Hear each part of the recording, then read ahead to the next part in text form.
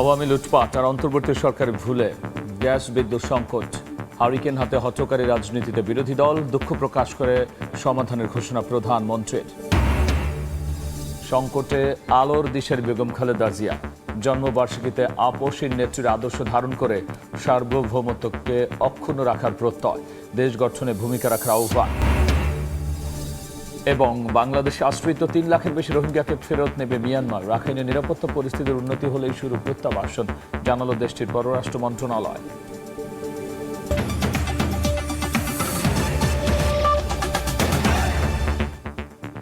জনপদের সময়ের সঙ্গে আছি আমি গোলাম রাব্বি। গ্যাস বিদ্যুৎ সংকটের জন্য স্বৈরাচার আওয়ামী লীগের লুটপাট আর অন্তর্বর্তী সরকারের ভুল সিদ্ধান্তকে দায়ী করলেন প্রধানমন্ত্রী তারেক রহমান। বললেন, সংকট নিয়ে বিভ্রান্তি ও হঠকারিতার রাজনীতি করছে বিরোধী দল। প্রয়াত সাবেক প্রধানমন্ত্রী বেগম খালেদা জিয়ার জন্মবার্ষিকীতে দোয়া ও দরিদ্রদের সহায়তা অনুষ্ঠানে গ্যাস বিদ্যুৎ সমস্যার জন্য দুঃখ প্রকাশ করে দ্রুত সমাধানের আশ্বাস দিয়েছেন সরকার প্রধান। প্রয়াত সাবেক প্রধানমন্ত্রী বেগম খালেদা জিয়ার ৮২তম জন্মবার্ষিকীতে ঢাকা ১৭ আসনে আয়োজন করা হয় দোয়া মাহফিল। মহাখালী টিএনডি কলোনি মাঠ ভরে ওঠে বিএনপির বিভিন্ন স্তরের নেতাকর্মীর সমাগমে। যোগ দেন স্থানীয় সংসদ সদস্য প্রধানমন্ত্রী তারেক রহমান। শুরুতে দুস্থ, অসহায় এবং অসুস্থ ব্যক্তিদের আর্থিক সহায়তা দেন বিএনপি চেয়ারম্যান। বিশেষ দোয়া হয় বেগম খালেদা জিয়ার জন্য।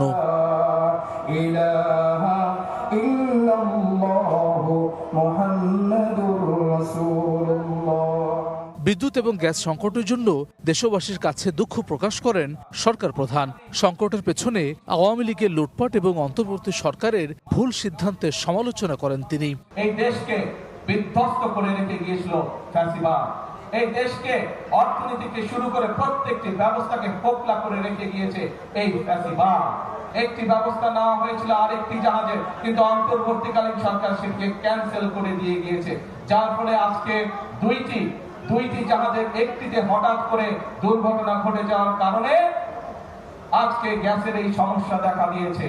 আমরা এর মধ্যে এই কারিগরি ত্রুটি সারানো হয়েছে। আমি আশা করি ইনশাআল্লাহ আল্লাহর রহমত থাকলে আগামী কয়েকদিনের মধ্যে এই সমস্যা অনেকাংশে গ্যাসের সমস্যা কমে আসবে। প্রিয় ভাই বোনেরা, সমগ্র বাংলাদেশের মানুষ যে বিদ্যুতের কষ্ট পাচ্ছেন, আমি আন্তরিকভাবে তার জন্য দুঃখ প্রকাশ করছি। কিন্তু এই সরকার আপনাদের সরকার, এবং আমরা কাজ করছি যত দ্রুত সম্ভব মানুষকে এই কষ্টের হাত থেকে রক্ষা করার জন্য। স্বৈরাচার সরকারের মতো গ্যাস এবং বিদ্যুতের সংকট নিয়ে বিরোধী দল বিভ্রান্তির রাজনীতি করছে অভিযোগ করে এ সমস্যা সমাধানে সুনির্দিষ্ট পরিকল্পনা থাকলে তা উপস্থাপনের চ্যালেঞ্জ ছুড়ে দেন প্রধানমন্ত্রী।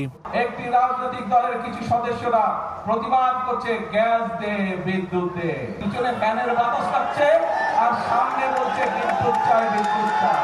এই হচ্ছে তাদের হঠকারিতা।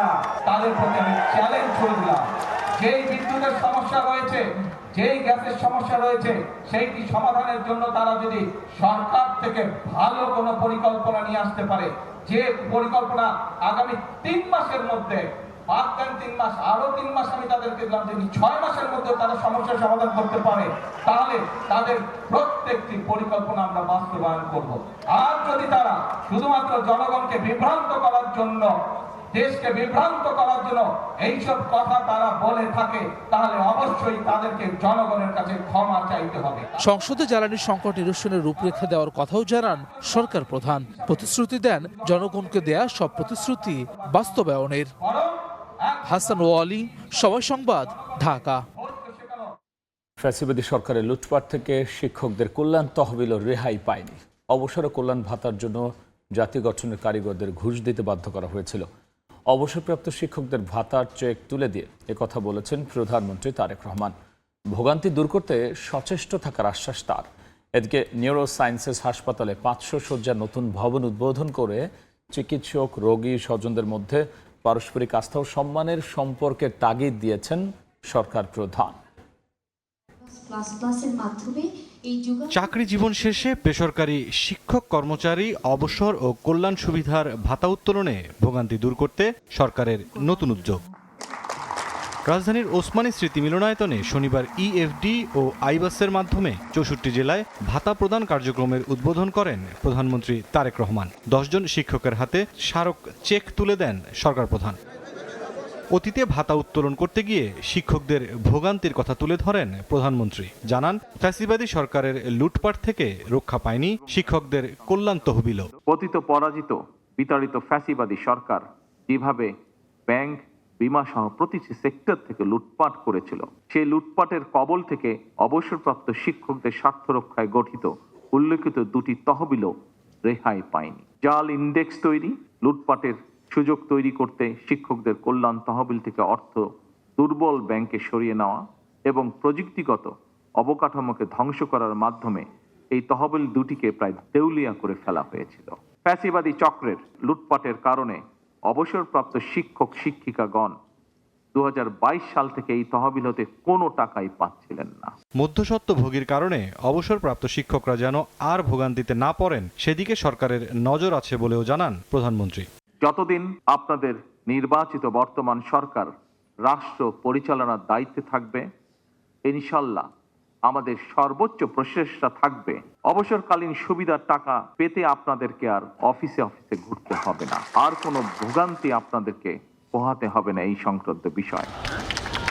এদিকে রাজধানীর আগারগাঁওয়ে ন্যাশনাল ইনস্টিটিউট অফ নিউরোসায়েন্সেস ও হাসপাতালের সম্প্রসারিত 500 শয্যা বিশিষ্ট নতুন ভবন উদ্বোধন করেন প্রধানমন্ত্রী। ফলক উন্মোচনের পর মোনাজাত ও হাসপাতাল প্রাঙ্গণে গাছের চারা রোপণ করে ঘুরে দেখেন হাসপাতালের কার্যক্রম। পরে আলোচনায় প্রধানমন্ত্রী বলেন, প্রযুক্তি রোগ শনাক্ত করতে পারে, তবে রোগীর প্রতি চিকিৎসকের মানবিক হওয়ার বিকল্প নেই। প্রযুক্তি রোগ শনাক্ত করতে পারে, কিন্তু রোগীর ভয়, উদ্বেগ এবং মানসিক কষ্ট বুঝে তাকে আশ্বস্ত করার ক্ষেত্রে চিকিৎসকদের মানবিক আচরণের বিকল্প নেই। চিকিৎসক, রোগী এবং রোগীর উদ্বিগ্ন স্বজন, এই তিনটি পক্ষের মধ্যে পারস্পরিক আস্থা, সম্মান এবং সহানুভূতির সম্পর্ক বজায় থাকা অত্যন্ত জরুরি।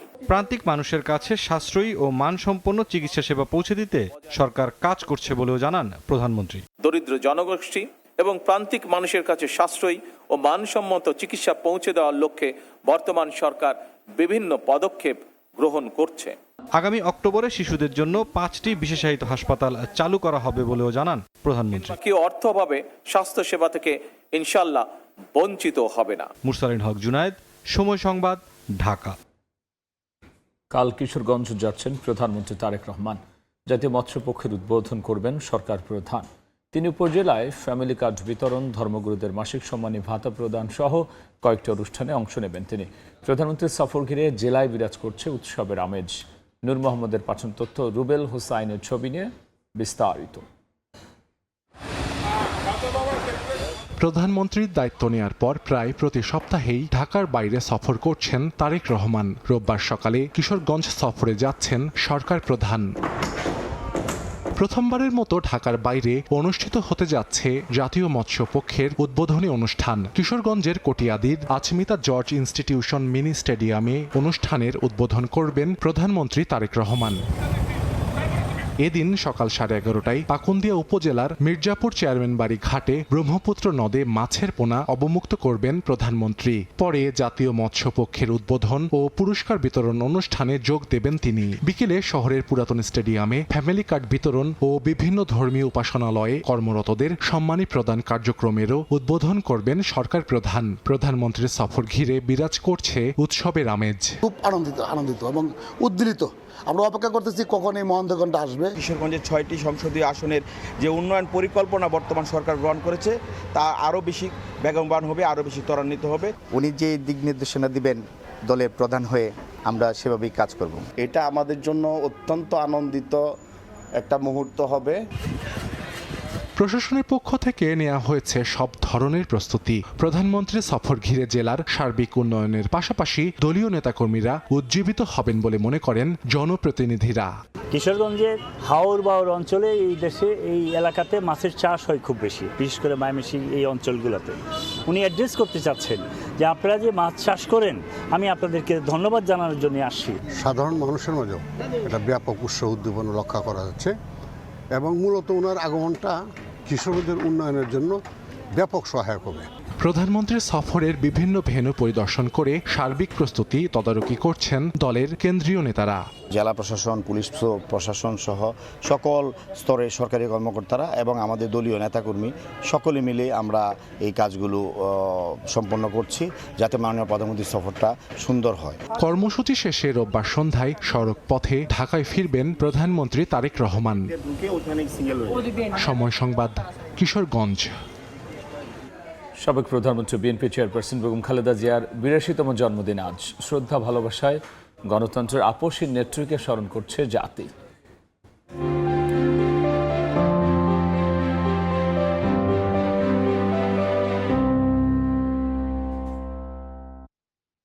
বেগম খালেদা জিয়ার আদর্শ ধারণ করে দেশের স্বাধীনতার সার্বভৌমত্বকে অক্ষুণ্ণ রাখার প্রত্যয় ব্যক্ত করেছেন বিএনপির সদ্য সাবেক মহাসচিব মির্জা ফখরুল ইসলাম আলমগীর।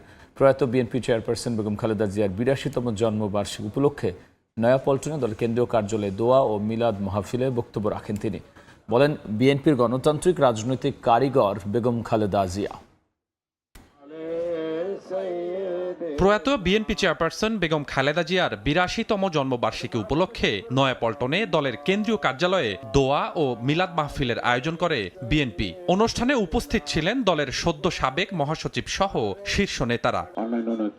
দেশের গণতান্ত্রিক লড়াইয়ে বেগম খালেদা জিয়া একমাত্র আদর্শ বলে মন্তব্য করেন বিএনপি নেতারা। খালেদা জিয়া শহীদ জিয়ার মতো, তাই মাটি যতক্ষণ আছে, মাটির উপর যতক্ষণ আছি, ততক্ষণ তার আদর্শ পালনের মধ্য দিয়ে তাকে সম্মানিত করতে চেষ্টা করব।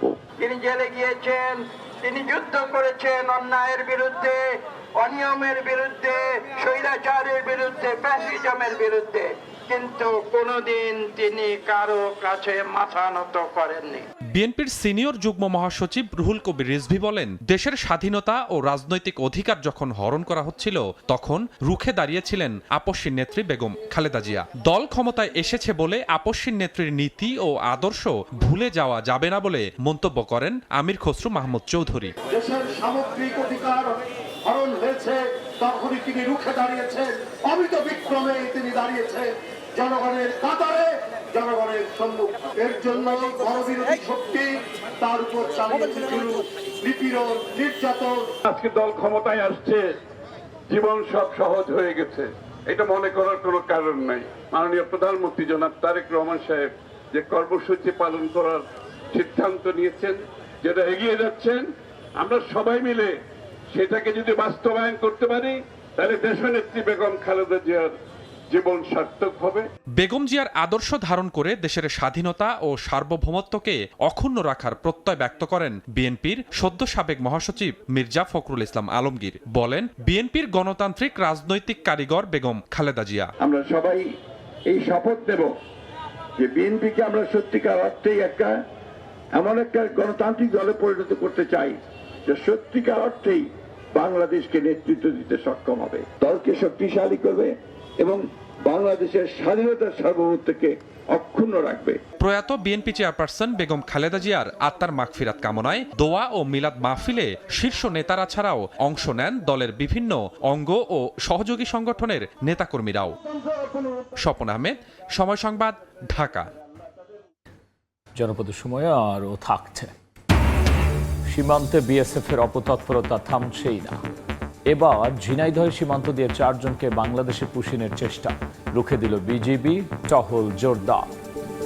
মাদারীপুরের কালকিনিতে একটি মহিলা মাদ্রাসার সামনে হাতবোমা বিস্ফোরণে আহত হয়েছেন অন্তত 4 শিক্ষার্থী। একজনকে আশঙ্কাজনক অবস্থায় পাঠানো হয়েছে ঢাকায়। এই ঘটনা এলাকা জুড়ে ছড়িয়েছে আতঙ্ক। ঘটনার অনুসন্ধানে মাঠে নেমেছে র্যাব, পুলিশ ও সিআইডি। সঞ্জয় কর্মকার অভিজিৎ জানাচ্ছেন বিস্তারিত। ছবি তুলেছেন শাহাদাত আকর। প্রকট শব্দে কেঁপে ওঠে এলাকা, আতঙ্কিত হয়ে পড়েন বাসিন্দারা। শুরু হয় ছোটাছুটি, মহিলা মাদ্রাসার সামনে হাতবোমা বিস্ফোরণ।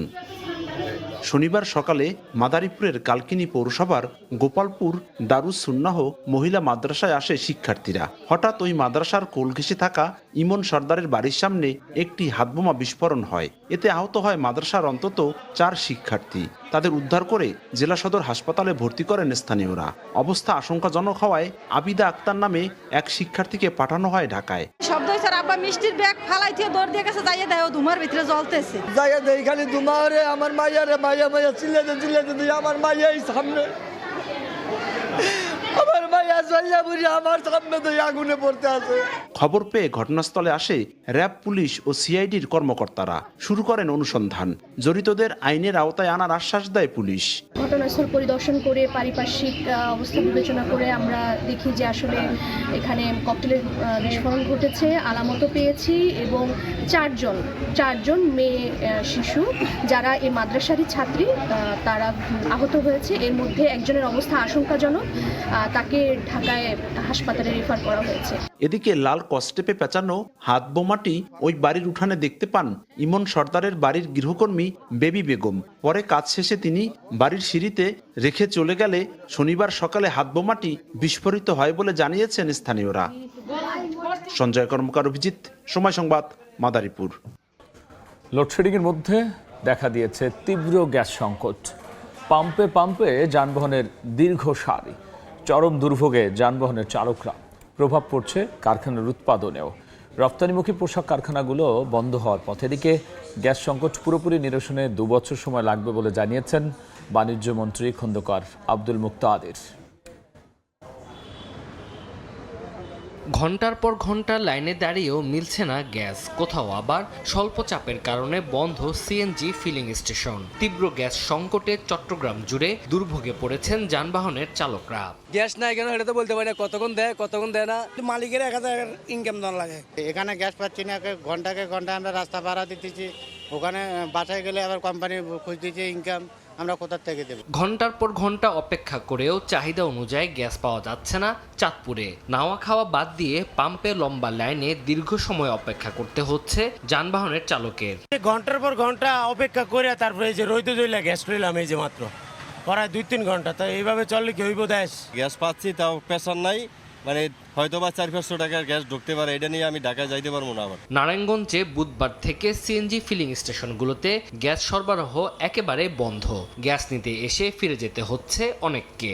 বুধবার বিকাল 4টা থেকে এ পর্যন্ত খেয়ে না খেয়ে গ্যাসের জন্য সিরিয়াল দিয়ে আছি। লাইনে গ্যাস না আসায় জ্বলছে না চুলা, প্রায় বন্ধ শিল্পের উৎপাদনও। ডাইং কারখানার পাশাপাশি রফতানিমুখী পোশাক কারখানাগুলো বন্ধের পথে। সিলেটের এক কর্মশালা শেষে বাণিজ্যমন্ত্রী বলেন, গ্যাস সংকট মোকাবেলায় সরকার চেষ্টা চালিয়ে যাচ্ছে। সংকট পুরোপুরি কাটিয়ে উঠতে প্রয়োজনীয় অবকাঠামো নির্মাণে 2 বছর সময় লাগবে বলে জানান তিনি। রিগ্যাসিফিকেশন ইউনিট, ফ্লোটিং, এটা এমন কোনো জিনিস না যে আপনি কোনো জায়গা থেকে গিয়ে রেডিমেড কিনে আনতে পারবেন। এটা বানাতে হয়, সেটার জন্য বছর 2 সময় লাগে অর্ডার দেওয়ার পরে। আগামী 2 বছর পরে তো ইনশাল্লাহ স্বাভাবিক হবেই, কিন্তু এই 2 বছরের মধ্যে আউট অফ দি বক্স কোনো কিছু করা যায় কিনা, মানে প্রচলিত ধ্যান ধারণার বাইরে গিয়েও কিছু করা যায় কিনা, সেই জন্য সরকার কাজ করছে। এদিকে দিনাজপুরে বিদ্যুতের সরবরাহ বড় ধরনের ঘাটতির কারণে লোডশেডিং এর মাত্রা বেড়েছে। গ্রামাঞ্চলে সেচ, ক্ষুদ্র শিল্প কারখানার উৎপাদন ব্যাহত হচ্ছে। বিদ্যুৎ আসে যায় এবং অতি শীঘ্র থাকে না, তা বাচ্চাদের লেখাপড়া করার সমস্যা। রাতে 3-4 যাওয়া আসা করে, কারেন্ট বেকারে গাড়ি চাঁদা দিয়ে পারি না, গাড়ি চলবাও পারি না। দিনাজপুরের চাহিদা 210 মেগাওয়াট হলেও সরবরাহ করা হচ্ছে 170 থেকে 175 মেগাওয়াট বিদ্যুৎ। তানজিল হাসনাত, সময় সংবাদ। হামের উপসর্গ নিয়ে 24 ঘন্টায় দেশে আরও 8 জনের মৃত্যু হয়েছে, আর ডেঙ্গুতে মারা গেছেন 2 জন। 24 ঘন্টায় ডেঙ্গুতে আক্রান্ত হয়েছেন 730 জন এবং নতুন করে হামের উপসর্গ পাওয়া গেছে 798 জনের শরীরে। শনিবার স্বাস্থ্য অধিদপ্তরের নিয়মিত প্রতিবেদনে জানানো হয়, হামে মৃতদের মধ্যে 6 জনই ঢাকা বিভাগের। গত 15 মার্চ থেকে এখনও পর্যন্ত হামের উপসর্গ নিয়ে 803 শিশুর মৃত্যু হয়েছে। একই সময় নিশ্চিত হামে মারা গেছে 99 শিশু। সব মিলিয়ে হামের উপসর্গ নিশ্চিত হামে মৃত্যুর সংখ্যা দাঁড়িয়েছে 902 জনে। চলতি বছরের 15 আগস্ট পর্যন্ত সারা দেশে মোট ডেঙ্গু আক্রান্ত হয়ে হাসপাতালে ভর্তি হয়েছেন 23,173 জন। এবছরের ডেঙ্গুতে মোট 67 জনের মৃত্যু হয়েছে। জনপদের সময়ে আরও থাকছে। চট্টগ্রামে দুর্ঘটনা কবলিত জাহাজে মাত্রাতিরিক্ত হাইড্রোজেন সালফাইড গ্যাস বিষক্রিয়ায় 9 জনের মৃত্যুর ঘটনা তদন্তে 2টি কমিটি, কারো অবহেলা পেলে ব্যবস্থা। বাংলাদেশে আশ্রয় নেওয়া ৩ লাখের বেশি রোহিঙ্গাকে ফেরত নেবে মিয়ানমার সরকার। রাখাইনের নিরাপত্তা পরিস্থিতির উন্নতি হলে প্রত্যাবাসন প্রক্রিয়া শুরু হবে বলে জানিয়েছে দেশটি। শনিবার মিয়ানমারের পররাষ্ট্র মন্ত্রণালয়ের বরাতে এই তথ্য জানিয়েছে বার্তা সংস্থা এপি। প্রতিবেদনে বলা হয়, বাংলাদেশের দেয়া তালিকার 8,28,824 রোহিঙ্গার মধ্যে জুলাইয়ের শেষ নাগাদ 4,26,545 জনের তথ্য যাচাই করছে মিয়ানমার।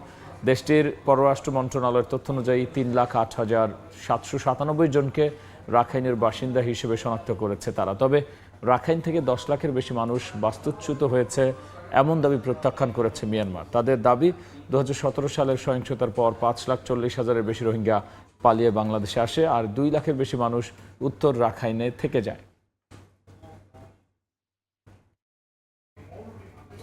ঝিনাইদহে সীমান্ত দিয়ে 4 জনকে পুশিনের চেষ্টা করেছে বিএসএফ, তবে বিজিবি তা রুখে দিয়েছে। দুপুরে মহেশপুর সীমান্তে চাপাতলা মাজার এলাকায় 4 জনকে কাঁটাতারের বেড়া খুলে বাংলাদেশে ঠেলে পাঠানোর চেষ্টা করে বিএসএফ। বিষয়টি টের পেয়ে প্রতিহত করে খালিশপুর 58 বিজিবির কুসুমপুর বিওপির নিয়মিত টহল দল। তারা শূন্য লাইন থেকে ভারতের 150 গজ ভিতরে কলাবাগানে অবস্থান করছেন। এরই মধ্যে 2 জন পুরুষ, 1 জন করে নারী ও শিশু রয়েছে।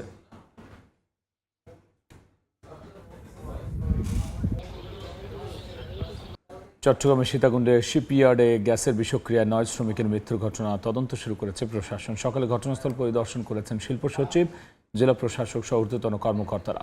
দুর্ঘটনা কবলিত জাহাজে মাত্রাতিরিক্ত হাইড্রোজেন সালফাইড গ্যাস মিলেছে। কারণ অনুসন্ধানে গঠন করা হয়েছে 2টি তদন্ত কমিটি। চট্টগ্রামের সীতাকুণ্ডে ফেরদৌস শিপইয়ার্ডে বিষাক্ত গ্যাসে 9 শ্রমিকের মৃত্যুর ঘটনায় শনিবার সকালে ঘটনাস্থল পরিদর্শন করেন শিল্প মন্ত্রণালয়ের সচিব, জেলা প্রশাসক, পুলিশ সুপার সহ বিস্ফোরক অধিদপ্তরের কর্মকর্তারা। ঘটনার কারণ অনুসন্ধানে শিল্প মন্ত্রণালয় ও জেলা প্রশাসনের পক্ষ থেকে গঠন করা হয়েছে 11 ও 9 সদস্যের 2টি তদন্ত কমিটি। এই ধরনের ইনসিডেন্ট কেন ঘটলো এটা আমরা ডেফিনেটলি খুঁজে বের করব। এইখানে যদি কারো কোনো অবহেলা থেকে থাকে, কিছু থেকে থাকে, আমরা সেই ব্যাপারে দ্রুত ব্যবস্থা গ্রহণ করব আর ভবিষ্যতে যাতে না হয় সেই ব্যাপারটা আরও নিশ্চিত করা হবে। এছাড়া বিশেষজ্ঞদের মাধ্যমে জাহাজের ভেতরে জমে থাকা বিষাক্ত গ্যাস অপসারণের কাজ শুরু হচ্ছে বলে জানানো হয়। আমরা ওদেরকে চ্যালেঞ্জ করব যে তোমরা আমাকে সার্টিফিকেশনটা দিলা, ওটা কিসের উপর ভিত্তি করে, কেন এই অ্যাক্সিডেন্টটা হলো।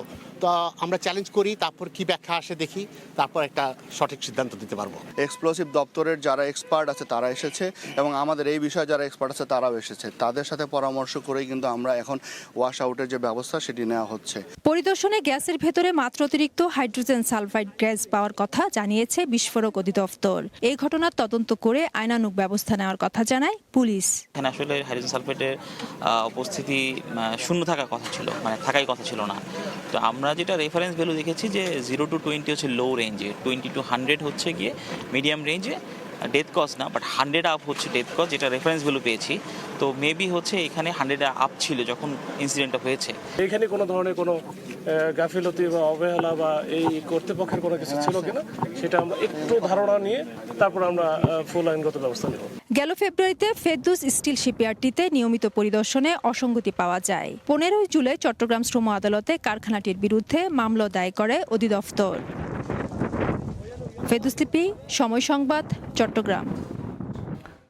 চট্টগ্রামের সীতাকুণ্ডের শিপ ব্রেকিং ইয়ার্ডে বিষাক্ত গ্যাসে নিহত 2 শ্রমিক রানা মিয়া ও খোকন মিয়াকে নিজ এলাকায় গাইবান্ধায় দাফন করা হয়েছে। রানা মিয়া সদর উপজেলার উত্তরপাড়া গ্রাম ও খোকন মিয়া সুন্দরগঞ্জ উপজেলার হলুদিয়া গ্রামের বাসিন্দা ছিলেন। সকাল 10:30টার দিকে তাদের মরদেহ এলাকায় এসে পৌঁছায়। পরে জানাজা নামাজ শেষে স্থানীয় কবরস্থানে তাদের দাফন করা হয়। তাদের মৃত্যুতে শোক নেমে আসে পুরো এলাকায়। তারা দুজনেই দীর্ঘদিন থেকে ওই ইয়ার্ডে জাহাজ ভাঙার কাজে নিয়োজিত ছিলেন। এর আগে 14 আগস্ট সকালে চট্টগ্রামের সীতাকুণ্ডের ফেরদৌস স্টিল শিপ ব্রেকিং ইয়ার্ডে জাহাজের ট্যাঙ্ক কাটার সময় বিষাক্ত গ্যাসে রানা ও খোকন সহ 9 শ্রমিকের মৃত্যু হয়।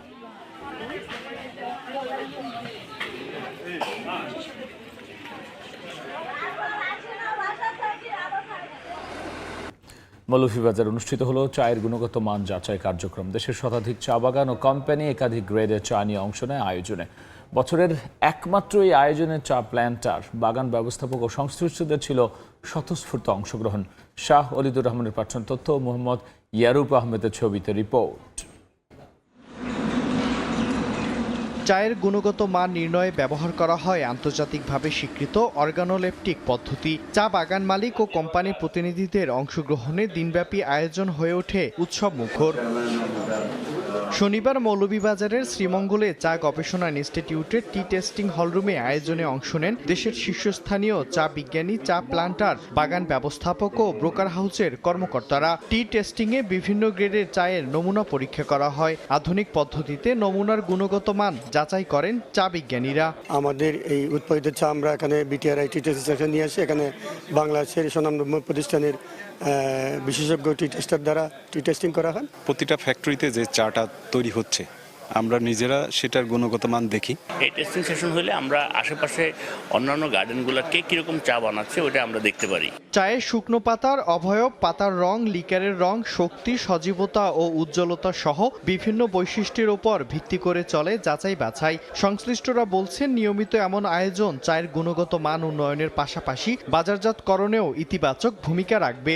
অধিকাংশ বাগানই কোয়ালিটিফুল চা এখানে উপস্থাপন করছে। দিনব্যাপী টি টেস্টিং এটাও খুবই প্রয়োজনীয় জিনিস, কারণ আমি যে চা বানাচ্ছি এই চা যেটা চট্টগ্রামে বা শ্রীমঙ্গলে বিক্রি হচ্ছে, তো এটা সবগুলা বাগানের চা একসাথে আমি দেখার সুযোগ পাচ্ছি। বাংলাদেশ চা বোর্ডের চেয়ারম্যান বলেন, চায়ের গুণগত মান ধরে রাখতে বাগান সংশ্লিষ্ট সবাইকে আরও সচেতন হতে হবে। Tea testing is a very important phenomena. এখানে চায়ের কোয়ালিটি দেখা হয়, কোন বাগান কোন ফ্যাক্টরি কি কোয়ালিটির চা উৎপন্ন করছে, এবং আমি মেসেজ কমিউনিকেট করেছি, the better quality you produce the more price you get. Bangladesh চা গবেষণা ইনস্টিটিউট জানিয়েছে, 1957 সালে সেন্ট্রাল টেস্টিং কার্যক্রম শুরুর পর এখন পর্যন্ত 68 বার এ ধরনের পরীক্ষা অনুষ্ঠিত হয়েছে। সময় সংবাদ, মৌলভীবাজার। 2070 সাল নাগাদ অন্তত 1 কোটি যাত্রী পরিবহনের সক্ষমতা নিয়ে মাস্টার প্ল্যান প্রণয়ন করছে চট্টগ্রাম শাহ আমানত বিমানবন্দর। রানওয়ে সম্প্রসারণের পাশাপাশি বাড়ানো হবে বিমানের পার্কিং স্পেস। তবে 2025 সালে এই মাস্টার প্ল্যান প্রণয়ন শেষ হওয়ার কথা থাকলেও নানা জটিলতায় এগিয়েছে মাত্র 50%। সাক্ষাৎ ত্রিপুর ক্যামেরায় কমলদের রিপোর্ট। 6 বছর আগেই ফ্লাইট ওঠানামার পাশাপাশি যাত্রীবহন সক্ষমতার লক্ষ্যমাত্রা অতিক্রম করেছে চট্টগ্রামের শাহ আমানত বিমানবন্দর। আর 26 বছর আগেই এই বন্দরকে আন্তর্জাতিক রূপ দিয়েছিল জাপানি দাতা সংস্থা জাইকা। এরপর থেকে শুধু পরিকল্পনা হয়েছে বিমানবন্দরকে এগিয়ে নেওয়ার। ভিতরে যে স্থাপনাগুলি আছে, যে সমস্ত ব্যবস্থাগুলি আছে, সেই ব্যবস্থাগুলো কিন্তু এখন আবার আধুনিক করা প্রয়োজন। নানা সীমাবদ্ধতার মাঝেও শাহ আমানত বিমানবন্দরে প্রতি বছর গড়ে 8,500 আন্তর্জাতিক এবং 12,000 অভ্যন্তরীণ ফ্লাইট ওঠানামা করে। আর যাত্রী পরিবহন হয় 15 থেকে 16 লাখ। ব্যবসায়ীদের অভিযোগ, এই বিমানবন্দর ঢাকার শাহজালাল বিমানবন্দরের মতোই ট্যারিফ আদায় করলেও সে ধরনের সুযোগ সুবিধা নিশ্চিত করতে পারছে না। ঢাকা বিমানবন্দর এবং চিটাগং বিমানবন্দর দুটোটারই কিন্তু ট্যারিফ। কোনো এয়ারলাইন্স যদি পাগল না হয় সে তো চিটাগংয়ে আসবে না, সেজন্য চিটাগংয়ে কেউ আসে না। আপনি কার্গো ভিলেজ পুড়ে গেল ঢাকায় বা চিটাগংয়ে, কিন্তু কার্গো ভিলেজটা আপনার এমটি এখন, you are not utilizing. Master plan অনুযায়ী 3টি পর্যায়ে আগামী 44 বছরে যাত্রীবহন সক্ষমতা পৌঁছানো হবে 1 কোটিতে।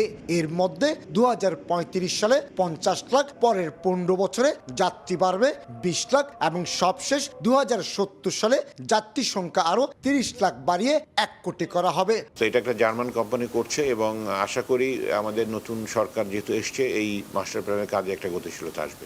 শুধু দেশীয় কিংবা বাজেট এয়ারলাইন্সের উপর ভরসা না করে বড় এয়ারলাইন্সগুলোকে চট্টগ্রামে ফ্লাইট পরিচালনার সুযোগ করে দিয়ে পরিকল্পনা বাস্তবায়নের কথা বলছেন ব্যবসায়ীরা। চট্টগ্রাম থেকে কিন্তু বিজনেস ক্লাসও অনেক প্যাসেঞ্জার আসা যাওয়া করে, সেটাকেও যদি প্রায়োরিটি দেওয়া হয়, আমরা বাংলাদেশে স্পেশালি চট্টগ্রামে এয়ারপোর্টকে সুন্দরভাবে কাজে লাগানো সম্ভব। মাস্টার প্ল্যান অনুযায়ী নতুন করে তৈরি করা হবে অ্যারাইভেল ও ডিপার্চার লাউঞ্জ এবং একাধিক বোর্ডিং ব্রিজ। ভূপ্রকৃতিগত অবস্থানের সুবিধাকে কাজে লাগিয়ে চট্টগ্রামকে প্রকৃত অর্থে বন্দর নগরী হিসেবে গড়ে তোলার যথেষ্ট সুযোগ এখনও রয়েছে। বিমানবন্দরের 1 কিলোমিটারের মধ্যে রয়েছে চট্টগ্রাম বন্দর। বিমানবন্দরের মাস্টার প্ল্যান যথাযথ বাস্তবায়ন করা হলে একই সাথে আমলাতান্ত্রিক জটিলতা নিরসন করা গেলেই চট্টগ্রাম হয়ে উঠবে প্রকৃত অর্থে বন্দর নগরী। চট্টগ্রাম শাহ আমানত বিমানবন্দর থেকে কমল দে, সময় সংবাদ। জনপদের সময় শীর্ষ সংবাদ জানিয়ে দিচ্ছে আরও একবার। আওয়ামী লুটপাট আর অন্তর্বর্তী সরকারের ভুলে গ্যাস বিদ্যুৎ সংকট, হারিকেন হাতে হঠকারী রাজনীতিতে বিরোধী দল দুঃখ প্রকাশ করে সমাধানের ঘোষণা প্রধানমন্ত্রীর। কাল কিশোরগঞ্জ যাচ্ছেন প্রধানমন্ত্রী, উদ্বোধন করবেন জাতীয় মৎস্য পক্ষ, নারীদের দেবেন ফ্যামিলি কার্ড, ধর্মগুরুদের মাসিক সম্মানী ভাতা, জেলা জুড়ে উৎসবের আমেজ। এবং সংকটে আলোর দিশের বেগম খালেদা জিয়া, জন্মবার্ষিকীতে আপসী নেত্রীর আদর্শ ধারণ করে সার্বভৌমত্বকে অক্ষুণ্ণ রাখার প্রত্যয়, দেশ গঠনে ভূমিকা রাখার আহ্বান।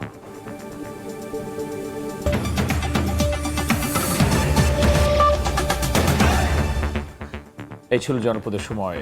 এরপর রাতের সময় নিয়ে আবারও আসছে কিছুক্ষণ পর, সঙ্গে থাকুন সময়।